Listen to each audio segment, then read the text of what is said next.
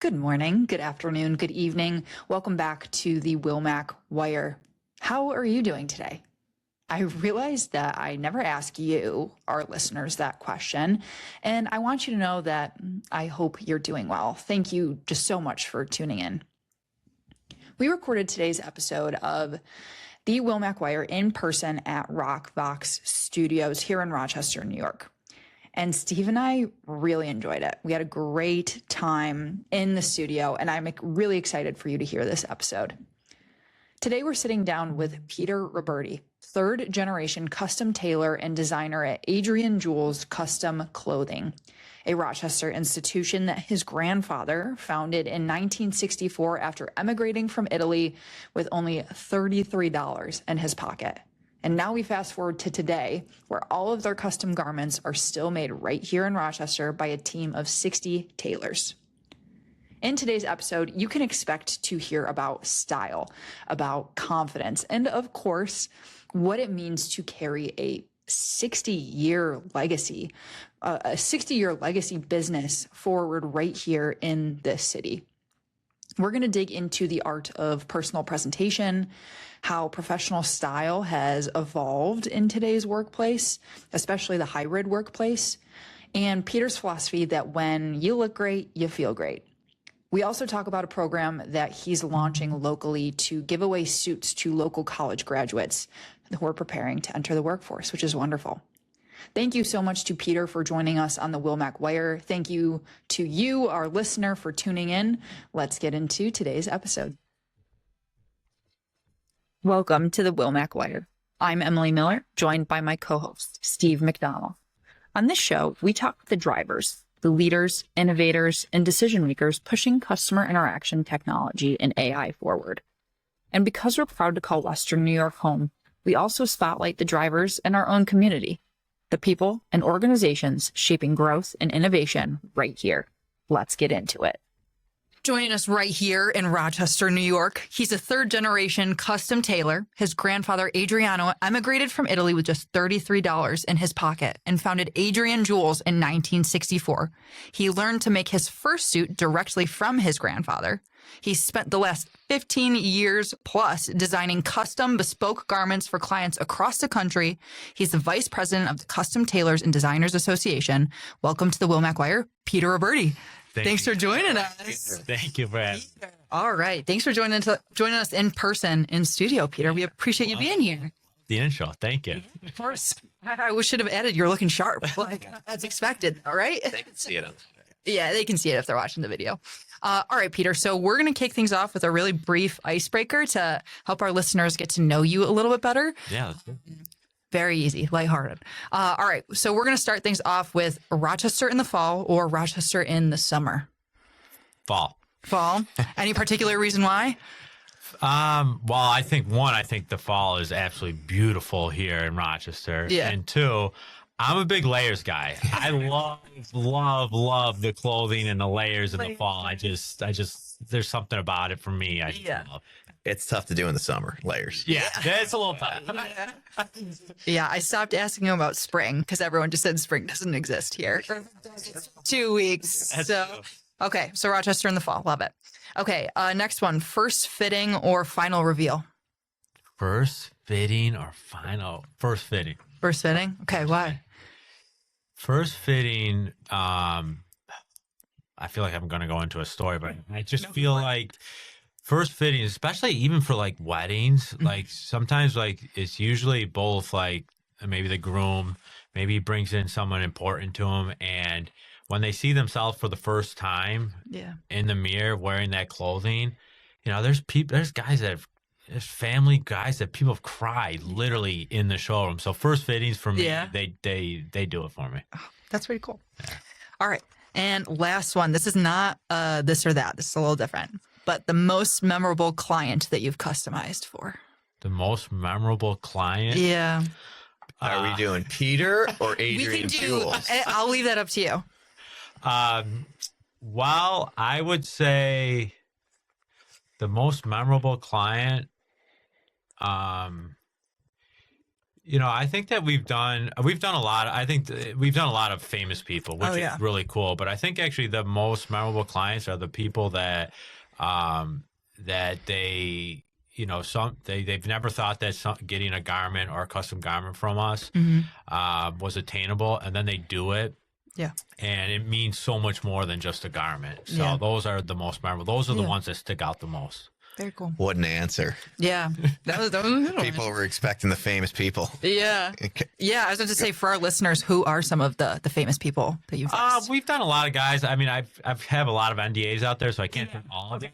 But, we've done stuff like, Shaquille O'Neal. Yeah. We've done Robert De Niro. Like, we've done a bunch of guys. Buffalo Bills. A bunch of Buffalo Bills guys. We've done a lot of athletes. So, yeah, we've been very fortunate. Very fortunate. How is it doing huge athletes? It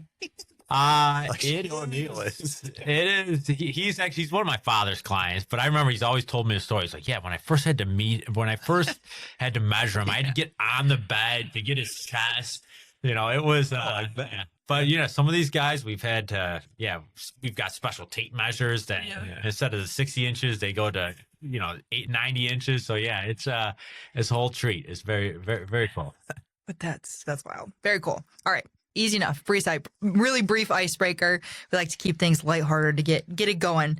But Peter, we're going to dive into kind of that first section on your career journey to start. Yeah. So I'd love it if you could tell us a little bit more about your career path. I know you grew up in a family of tailors, but talk us through kind of how you got there and like why you like staying involved. Yeah. Great question. So I've been doing this, like you alluded before, I've been doing it since I was 14. And how I got involved in the business is we do these shows around the country. So these trade shows where we do all the buying. Yeah. All these custom tailors and mills from all over the world come in, and we do a big trade show, a big conference. And I went to it one year with my grandfather and my dad and my whole family. And my grandfather was taking me around, and he said, he bought me a black fabric and a red fabric, both of it. And he said, this summer, I'm going to teach you how to make a suit. So in our factory in Rochester in Ronquoit, his alteration shop, his tailor shop was above the actual factory. So I spent the whole summer learning how to make a suit for myself. And it was the best summer ever. I got to spend it with my grandfather, and I've been doing it ever since. Okay. So I've been doing it ever since, got involved, and I grew up in the factory, sweeping the floor, started from the bottom, and then been doing it ever since. Very cool. And so can you shed some light for our listeners? Third generation. Yeah. So it started, like you said, with your grandfather. How did that come to be? So my grandfather was handpicked by Hickey Freeman to help run the factory. Oh, so it goes back to the Hickey Freeman stuff back here. Yeah, exactly. So he was from Milan. So a small city outside of Milan, but he used to run the factory. But he was so young at the time. A lot of these, you can imagine, a lot of these tailors were a lot older, and they just kind of, who's this guy? He's 22 years old running the factory. So he said, screw it. I'm going to open my shop up in the basement. And he opened the shop up, and basically from there, he used to go to Detroit to service dealers where he would sell the clothing, and slowly continued to grow the business. Okay. How long was he at Hickey Freeman for? Maybe, I think it was 3-4 years or so. Okay. Not long at all. Yeah. So he started the company with his partner, Julio, who he got sick 2 months into the business, and he couldn't afford to change the name. My grandfather couldn't afford to change the name. And that's why 6 years later, here we are. Yeah. That's wow. Cool. So did he have connections to Hickey Freeman, basically? If they were in the basement? I mean, yes and no. He still worked at Hickey Freeman, and slowly he just continued to build up his private label business, which is there was no retail store. It was only private label. So white label, private label. So he would literally make the garments. He would drive in the middle of the night to Detroit to deliver them to a clothing store. Oh my gosh. Yeah. And then he would drive all the way back. Yeah. That's how he did it. And then, so this clothes are still slowly. We bought a factory or a building, and we put the factory there, and we've been in the same spot. When did you go retail? So my dad. So at one of these trade shows, we were at the time, actually, I wasn't around at the time, but my dad's always told the story. He's like, as a family, we were barely even putting food on the table. And at one of these shows, one of our dealers came up to my grandfather and he said, Adriano, you made me a multimillionaire. My dad's like, what's going on here? We're doing something wrong. So my dad's like, I don't know, Dad. I don't know what I'm going to do, but I'm going to start the retail business. I don't know how to do it, but I'm going to try. I'm going to go for it. So my dad started making phone calls, and 40 years later, here we are. Yeah. So my dad started it. That's how that started. So it was attached to the factory. Okay. So in the front of the factory, you just opened up a shop up there. Exactly. There. Yeah. So now we've, since expanded, but. When did you move it over to Monroe Ave? We moved it over. Monroe Ave, by the way. Yeah. It's for New York. So we moved over there. Well, there would have been, it was almost 20 years ago now, because we've been at the new location. Yeah. New location 3 going on 4 years. So. Okay. Yeah. So. Wow. Yeah. It's fun. It's been a lot of fun. That is cool. Yeah. It's fun. Okay. So you talked about some of the milestones, that you've experienced at Adrian Jules, but we also mentioned before we started recording that your suits have been featured in Sports Illustrated, in Playboy, the Rob Report. Like, are there other milestones or, like, I don't know, interesting facts that you could share about kind of where Adrian Jules has shown up? When you go in to get changed, I guess they're all over the walls. As I'm a customer of Jules. Peter's great. But when you go in to get changed and try on your stuff, you should see all the newspaper and magazines clippings. And sweet. You see a ton of athletes in all the pictures and stuff, which is pretty cool. Yeah, it's pretty cool. Yeah, it's pretty amazing. I always think about it. I'm like, these guys could go anywhere in the world, but they choose Rochester, New York. They choose us. You know what I mean? Like, it's just crazy.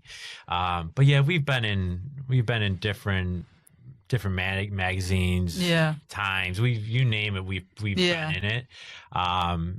We get to be a part of a lot of special moments. The NFL draft, the NBA draft, like we've done all of those, which is pretty cool. Yeah. I think stuff like that, getting mentioned in books, like it's pretty cool. It's pretty sweet. That, like, me as a marketing person, I like geek out about the branding behind that and like the history within that and how you've built it. It's just really, really cool. Yeah. And it's interesting because I think a lot of it comes down to like really doing the right thing, right? It's not like if you just do the right thing and you treat people right, it kind of organically happened. So we've never really, we've always been conscious of our brand, but a lot of it has been like, really doing the right thing for people. Right. So we're talking about right now, like what the customers see. And when you go into the store, you get to pick out your fabric and do that. Yeah. You handle everything though. And what I find unique is we've had conversations and stuff about the conferences that he was speaking at and the mills that are coming over from Europe and all over the place. Like that's a whole nother side of the business that the public doesn't really get to see. But it's pretty intense and pretty interesting. Could you kind of go into that a little bit about, I know you go down to Manhattan a lot, and these mills are literally from Italy, UK, you name it. Absolutely. Yes. I think you're spot on. I couldn't agree more. I think that I always, whenever I speak at these conferences, I think it's 80-20, meaning 20% of this business is the customer facing. The other 80% is what the client doesn't see. Yeah. It's going to see the mills. It's going to see the factories. Like we do trips to Italy where we go and visit. We go to Biella and we go visit all these mills, which is amazing. Wow. It is so much fun. We get to see all these mills, how the fabric's made, what's the differences between, this type of fabric versus that type of fabric. And I think it's very unique. It's very special that, we've always kind of operated on what is the best out there. So we've always said, we've always gone to these mills that nobody else goes to because we've always tried to research different things that are unique, exclusive, and special. So, but I think that there's a lot of the pattern making is a lot of the things that people don't see, the behind the scenes, the tailors are really, I mean, those are the tailors that we have in Rochester. They're the heart of the business. Right. You know, I'm fortunate I get to see the clients face to face, but our tailors, the people that make up our factory, we couldn't do it without them. Now you have some in the back of the retail store, and then obviously a bunch in your factory, right? So you have them all over the place. How many? So we've got almost 60 tailors. So 3 master tailors in Rochester. We've got 1 in Buffalo, and then the rest of them are in Irondequoit. Okay. Yeah. So that's Rochester. Very cool. And then are there differences? I hear you when you're showing me the fabric from, like, I know there's different cuts in a suit. Looks different from a UK suit, an American style suit, or an Italian. Are there differences in the mills and the fabrics in these different countries? Oh yeah, absolutely. So within there's different collections that the mills put out. So, you know, the main mills are going to be Northern England and in Italy, in Biella. Okay. So when we were talking about grades of fabric, so like vicuña, so the vicuña fabric is the rarest and the most luxurious fabric in the world. Okay. We're actually the largest distributor. What is it? Vicuña. It's an animal in the Andes Mountains. So they actually, so this fabric, sorry, just similar to like how you geek out about marketing. I love this stuff. So I love it. Actually, so we get it. So it's kind of like wine. So there's different vintages of the vicuña. So, you know, so we only get it like once every 3 years, and they don't hurt the animal. They only hold it for like three minutes, but they only take the fiber from the underneath the neck. Okay. So, and also depending on what the animal eats and the weather is going to determine how nice the fabric is. What? So different years are going to be better than others. So this fabric, so the vicuña is, you know, that fabric is, in my opinion, is the best fabric in the world. Yeah. So that could come out like Italy has, you know, Italy put, you know, some of the mills in Italy put it out, which, you know, we love that stuff. So there's a whole science. Yeah. And then there's different, there's super 200s, there's super 240s, 120s, 130s. And, you know, a lot of it is actually, you know, a lot of it is the water, which is going to make how the fabric feels. Okay. So there was a mill, not to go too far into this, but there was a fabric mill that tried to duplicate the same mill that they had in Italy, and they tried to put it here in America. The same exact mill. Everything the same. Yeah. But the fabric was not nearly as nice because of the water. You know, it's similar to like pizza. Yeah. You know, like pizza. Like down in Manhattan, it's because of the water. It's because of the water. Yeah. It's like in, I don't know, Florida or something. Yeah. Nothing against, you know. Florida pizza. But the pizza in New York City is just so good. Yeah. So, oh my gosh, that's wild. Yeah, it's great. Cool. I feel like I just wrote down vicuña. Look it up afterwards. How do you get, when you talk about like famous people or athletes, is that pretty much referral based? It's not like you're out there marketing to them. Everything would be introductions. Okay. Yeah. Okay. Everything would be an introduction. Yeah. A lot of them actually, a lot of the athletes that we work with are retired athletes. Those are the best ones. Yeah. Because they're a little bit more low maintenance. Yeah. They're going to the country clubs. They're just we like working with those guys. Oh, I bet. Yeah. That makes sense. Yeah, definitely. Okay, before I move us into our next section, what keeps you motivated to carry the legacy of Adrian Jules forward? It's a tough question. It's deep. Everything that we do now is around, like, all the decisions that we make are around legacy. And I think that you get to a point where the decisions that you make, they gotta pull you towards something. You know, it shouldn't feel like you're pushing to do it. Like, you should feel like you're drawn to it, like you're called to do something. Yeah. So I think that's the big motivation. That's kind of helped shaping where we're taking the company. And a lot of it's around like kind of giving back. You know, and I think that when you make a big impact, the economics kind of follow. So if the why is big enough and the impact is big enough, like the economics and the people and everything in the business, they come to you. Yep. You know, and I think that's kind of, I don't know if that answered your question, but that's kind of the motivation behind it. Yeah. It's not, go ahead, Steve. What's your take on, that's a great answer, by the way, on bringing it into kind of the 21st century and technology and AI? I know we'll mention your social media stuff, but you guys are pretty up to speed on all that and putting stuff out there. Has that changed over the years? Is that something that you as kind of the younger generation has had to push? 100%. Yeah, I think that if you don't embrace technology, I mean, we as tailors, I mean, we would be, you're finished. Yeah. Like you have to. We're in as much as we are in the tailoring business, we're in the marketing business too. Oh, yeah. Like we've got to be able to market ourselves.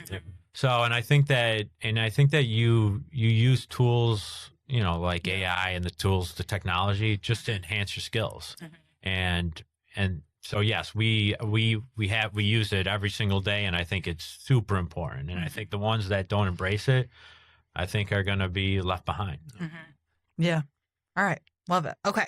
So we're going to talk a little bit about your philosophy. I've read it now in all our emails back and forth because it's in your email signature.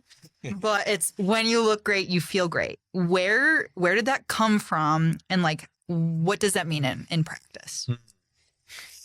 I remember distinctly, it was myself, my father, and John, who's been with us now for like 30 years or so.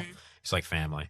It's like, guy's a rock star. But so we were upstairs at our old showroom across the street, and we were just kind of coming up. We were doing a marketing video. Yeah. And we're like, what are we going to say at the end? Yeah. And then we kind of all came up with that. Yeah. And it kind of just stuck. Yeah. But I think that clothing is a feeling. And that's kind of the whole kind of philosophy behind it, is how clothing makes you feel when you're wearing it. Right. And how does it transform your identity? So when you look great, you feel great. Yeah. I like it. It's like you talk about like marketing phrases and that sort of stuff. And that one's like, makes it right. Like I love that. When did you guys come up with it? Like how long have you been using it? We've been using it now probably around 8 years. Okay.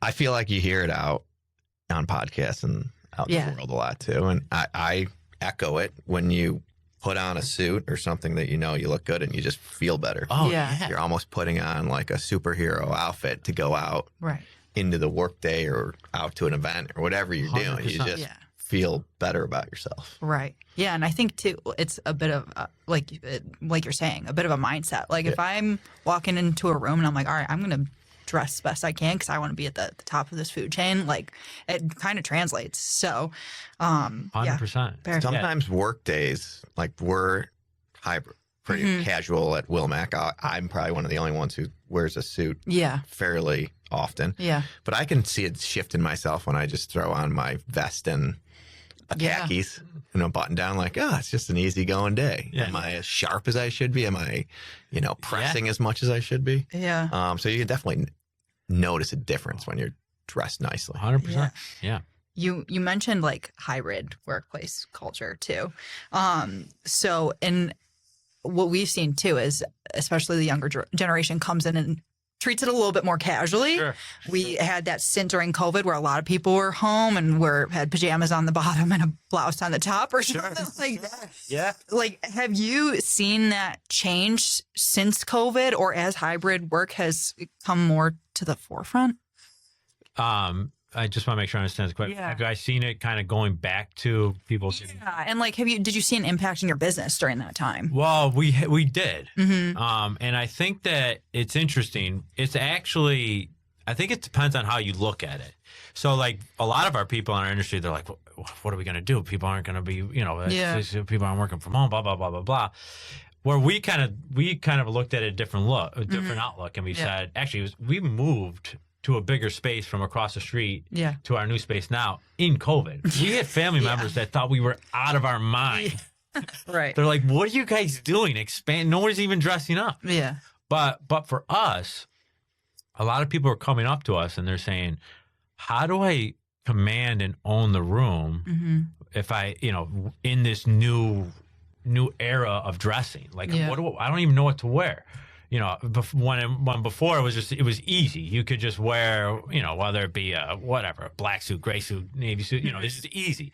Now it's like, okay, I got to wear slacks, sport coat. I got to wear jeans and a sport coat. Like, how do I still own the room? Yeah. And look like I own the place and stand out in networking or whatever it might be.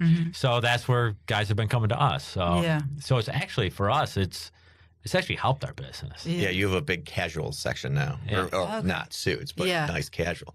You made a point that I should have hit on. Another great part about wearing a suit is you're not thinking that much in the morning. It's a lot more simple. All right, I'm putting on this suit. I can throw on a white or blue shirt. Am I wearing a tie? Boom, boom, you're out. Yeah. Or if you're getting dressed up casually, you got a lot more stuff to worry about and decide on. Yeah. Yeah. Well, and it's interesting though. We are actually this year more than ever. We are doing more suits than we've done in the past. Okay. I mean, which is interesting to me, but yeah, I think it's a balance. Everyone kind of goes in. It goes in a cycle. Yeah. So I graduated college in 2006. My first job was up in Boston at Xerox as a sales rep. It was mandatory. You were in a suit every day. Really? We were all in suits. The girls were all in dresses, or at least women's suits. Yeah.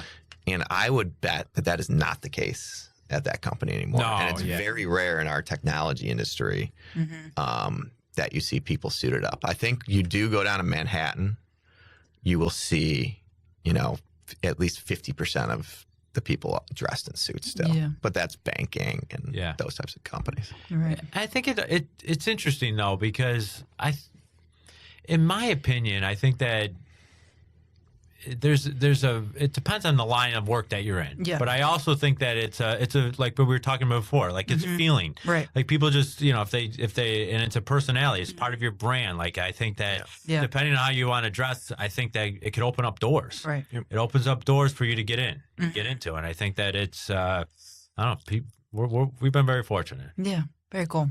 I want to backtrack a little bit just because I'm curious. So go ahead. We talked about some of like the athletes that you've worked with, and then we've referred to like the business side. Do you guys see a certain demographic that you work with more than others, or do you pursue like more athletes or more business? Like, how do you approach that?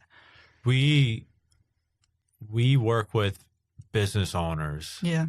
I think it makes up like 82% of our business. Yeah. Athletes, we work with athletes only if it's on an introduction basis. Gotcha. And we proceed with caution. Yeah. Yeah. That's a nice way to find it. Yeah. But I think business owners, they get it. Time is valuable. Like they want to come in. They want to know that, that's going to fit the right way. They respect that what we're doing. I mean, I think that's really who we work with. Yeah. I think also, at least for me, I love that it's local. Yeah. Like a lot of times when you'd get a suit made, custom made, you're shipping it back and forth. And if it's not fitting right, it just takes, and all of a sudden it's been 6 months and you still don't have it. Yeah. Having it local, you can just pop in whenever you want, see how it's going, or get it fixed quick. Like there's something to that, I think, for the Rochester community, big time. Right. Yeah. Appreciate that. Yeah. Right. We've really built out that when we moved across the street, we wanted it to be an experience in our showroom. We've got the bar in there, we've got the lounge area. Like people like to, they come in and hang out in there. So it's more than just clothing now. Right. Yeah. We appreciate that, Steve. We talked about that with Lauren Dixon from Dixon Schwabel about experience and how like the brand goes across the experience. 100%. So I love that you kind of brought that to the store, and then like Steve kind of said too, like there's a relationship building aspect to Absolutely. Okay, very cool. We'll move now into more of the community conversation. So we kind of alluded to it before, but Adrian Jules has several like community initiatives going on. And I know like you're launching a program to give away suits to local college graduates that are preparing to enter the workforce. So can you tell us a little bit more about that program? Yeah. So we've got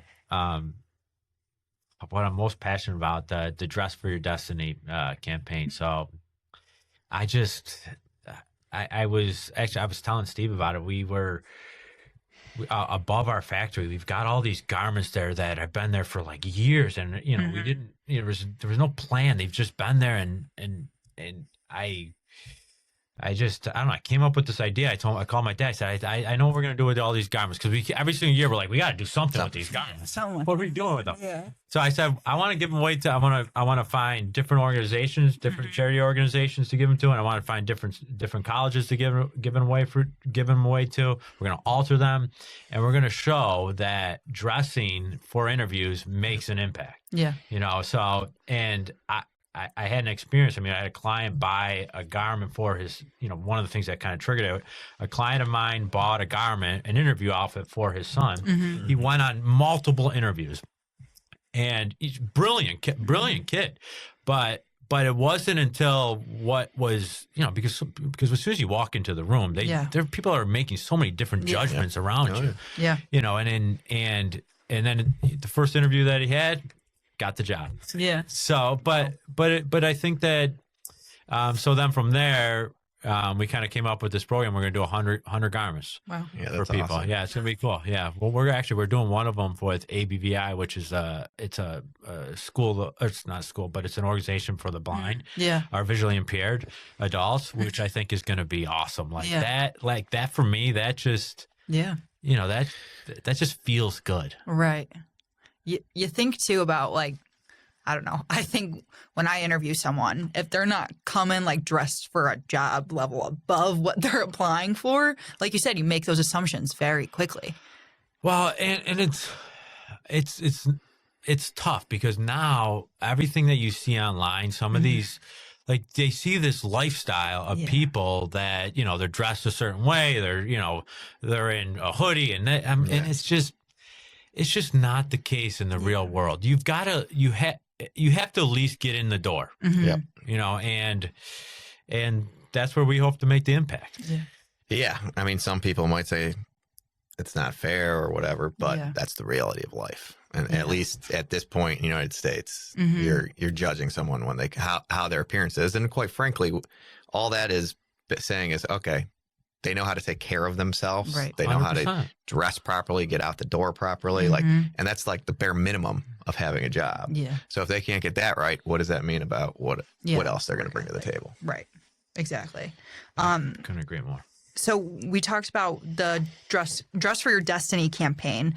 I know Wilmac has a relationship with Golisano Institute, and you work with them very often too, to provide suits for their graduates instead of wearing like a traditional cap and gown. Yeah. So can you share more about that? Before he shares. So today we were talking about this, and I was telling Emily about because you told me about the Golisano stuff. She's like, yeah, I know. Golisano's been talking about it for a while. Yeah. So it's pretty cool that it's out there. Yeah. I'll let you explain. It's pretty amazing. So I'll give you the quick 101 version of it, but you know, I love the idea of being able to, instead of a cap and gown, they're doing a blazer or sport coat for all the graduates, and they no shortcuts. They handpick the fabric, Golisano blue. You know, everyone gets a special personal label. Yeah. You know, they had special buttonhole colors, buttons, the whole thing. Like and like I was there this past week, and just the students they're just so excited about being a part of this. It's amazing. Like it just you could tell that it means so much more. And again, like you were saying before, the experience. It's about the experience. Like they get it at Golisano. And I mean, there's a lot of great universities, but you know, just being there, just everyone there's this aura and feeling around the institute that it's just amazing to be a part of it. Yeah. How did that come about? One of my clients, I think it was a combination. To be honest, I don't know the whole story. We were trying to figure it out actually at the first graduation with the group that we were working with. We're like, how did this happen? But I think it's a combination. I knew knew a group of the people that were at at the university. Yeah. Tom's been a really good client of my father's, Adrian Jules. And, you know, it's just everything kind of aligned. And now they're opening up Buffalo. So it's pretty cool. Like just to be a part of their journey, the students' journey, and just to see where they take it. It's amazing. And these students are rock stars. Yeah. They're awesome. Yeah, we're big advocates and partners of the program. Right. And we couldn't be happy for them. And the fact that they're moving to Buffalo, it's kind of timing perfect as you guys are moving into Buffalo as well. So it's awesome. Yeah. I mean, too, when I think about it and the caps and gowns that I have hanging in the back of my closet versus getting like a suit jacket, I'm like, that's a no-brainer. What I'd rather have. I mean, come on. They'll actually utilize it. Exactly. That'd be what I'm wearing on my first day of work after I graduate, like, you know? So that's pretty cool. Yeah, it's pretty neat. Yeah, we were there, and there was a couple of graduates that were there. They had the jackets on, and and you know they're wearing them. You know they're wearing them at their jobs that they're doing, whether it be at an interview. It's awesome. That's very cool. Okay, so stepping away from kind of the giving back to the community and taking a look at the greater Rochester community. Yeah, sure. So Adrian Jules been based in Rochester, a part of Rochester now for over 60 years. How have you and your dad and your grandfather seen the ecosystem or the Rochester business community kind of change and evolve over the years?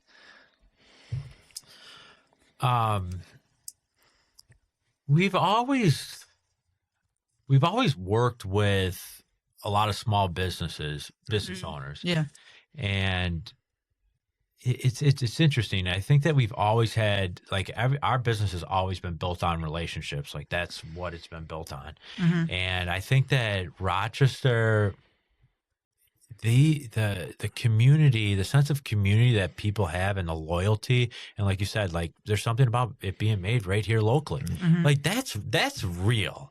I think that is real here in Rochester. I think that people want to support local, and even myself, when I'm going shopping or buying something, I want to go to these local businesses. I want to go to support local, and I think that that support has helped us throughout some of these times where it's just been super tough. And I think that especially even during COVID, that was tough, but we had strong relationships and people supported us still, and we gave back when we could, and we're still here. Yeah. The typical business owner, business customer. So you spoke about Tom Galsano. Obviously that guy probably has worn a suit for a long time and continues to wear a suit. Do you see a change in people, current customers that are maybe getting to retirement or close to retirement age, shifting into going for more casual? They maybe have wedding events and stuff. Or do you still get the guy, someone like myself, who goes in pretty much strictly for suits and some sports jackets here and there? It's a combination. I think that people are... they're getting, the way that they're buying now is a little bit different, and I think that they're buying nicer stuff than quantity. They said, you know what, if I'm not gonna, I'm just talking, I'm saying, a lot of guys are just I'm not gonna I'm not wearing a suit every single day, but when I do have one on, I want to look and feel really good. And I know when I have that on, it might be a conference, it might be a speaking engagement, it might be a wedding. There's going to be a ton of photos. I got to make an impact. So I don't need 100 of them, but I want a handful of really, really good ones. So that's the way people are shopping now. But then on the casual stuff, I mean, that's the jeans and stuff that people are. It's out of control. Well, I think back too, and you probably weren't around for it, but your dad the Kodak and Xerox and Bausch & Lomb, those guys were wearing suits daily. I know. So they might not have been going and getting unbelievable suits, but they needed quantity. And it's just different today. You don't have that. And nobody, and everyone wants something that's different, something that's exclusive. Show me the book that nobody else is looking at. They want different things. So yeah. One of the questions that sometimes I get if I'm in a suit conversation is, what are the big advantages of going and getting a custom suit versus going to a department store and getting, a high-end I don't want to call him designer, but like a Tom Ford Sure. or someone, a known suit, and then just getting it altered. Other than obviously experience is way better. Sure. Yeah. And I think a lot of it comes down to relationship and trust. Yeah. And there's a relationship that you build together, and a trust that, you know, based on your lifestyle, we understand your lifestyle, how you're going to wear the clothes, what you're going to wear it for, so that way you're in the proper garment, you're in the proper fabric, versus just walking into a store and saying, wow, I really like that. But does it actually work into your lifestyle? And does it really fit? Does it really fit you, or is he just saying that? So I would say that is the main thing. That's going to really kind of separate the two. And Yeah. Awesome. All right. So before we close, Peter, I have to commend, like I said, the branding element that the Adrian Jules brings to Rochester. Like, I'm just thinking of one example of when I saw you guys, but Rochester Business Classic golf tournament. Like, you guys had a tent out on the green. That's the first and the last time I've golfed. But like, being that consistent presence around Rochester is appreciated. We got to give Rocco a shout out. I gotta give Rocco. He's been a legend on the golf course. but in the time. It's in the time. But you show up in the places, and you represent a great part of our community. So thanks for coming in. As I start to wrap us up, Steve, is there anything else you wanted to ask Peter? No. Similar to Emily, I advocate, obviously. I'm a customer, love the suits. Peter does a great job. It's a great experience to what you guys are speaking to. It's easygoing, smooth, and it's right in town. So it's just very easy, which is great. And the suits look phenomenal. Yeah, no, I'm grateful for being a part of this. So thank you guys so much. Thank you. This was a ton of fun. Of course. Yeah. So, okay, as we start to wrap up, Peter, but besides all the awesome stuff that you guys are doing that we talked about today, are there any other initiatives or programs at Adrian Jules that you'd like our listeners to hear about? Well, we just opened up, I think I touched on it a little bit, but we just opened up Buffalo last year. So that's been a lot of fun. I feel like we're a 6-year-old business in a startup. We're just, we're going in a million different directions. We're going to different events and having different events. So that has been so much fun seeing, you get to a point where you're like, I want other people to be successful, pull other people up. Yeah. And the team that we have out there, like seeing them succeed, like that really fills me up. Where in Buffalo can we find Adrian Jules? We're in Williamsville, right on Main Street. Perfect. Okay, very nice. Right by where I went to high school. Right where Jim was.